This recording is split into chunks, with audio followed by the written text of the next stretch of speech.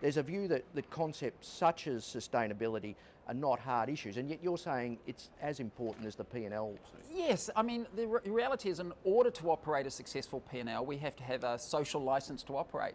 The community has to allow us to operate, and so yes, if we misbehave, if we're not thoughtful about the impact we have on the community, that authority will kind of diminish, and so it's absolutely an important ingredient in terms of our operations, and we have to give it an immense amount of thought, and we do. So, I mean, if we take that line of argument, which essentially it's an enlightened self-interest for organisations Yes. to be interested in the community and what they're doing to the community. So I suppose then the next question is, if that's the case, how do we measure it? How do we choose what we're measuring? So the purpose of ANZ is to shape a future where people and communities thrive. And the bit we're talking about here is really about that community aspect. And so thriving communities are communities where people participate, that are healthy, that do well, where people have the opportunity to get ahead. So we really look at our impact on those measures to say, okay, well, how are we contributing to community kind of health and sustainability? Are people involved? Do they have jobs? Are they able to start businesses?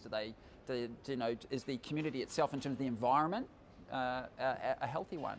And so we measure those things and our impact on that, and then look to make sure that we're making a positive impact and influence.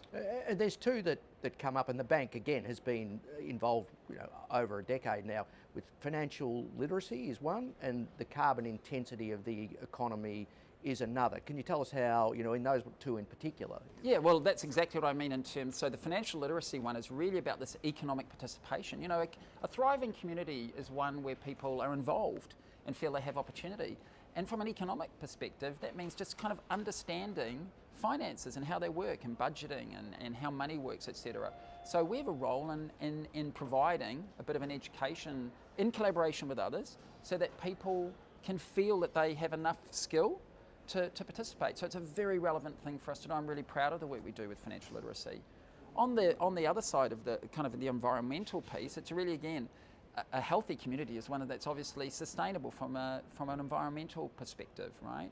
And so we've got a role to make sure that the people that we lend to behave responsibly. Our own actions are responsible in terms of our impact on society. And so why those two things are incredibly relevant for a bank.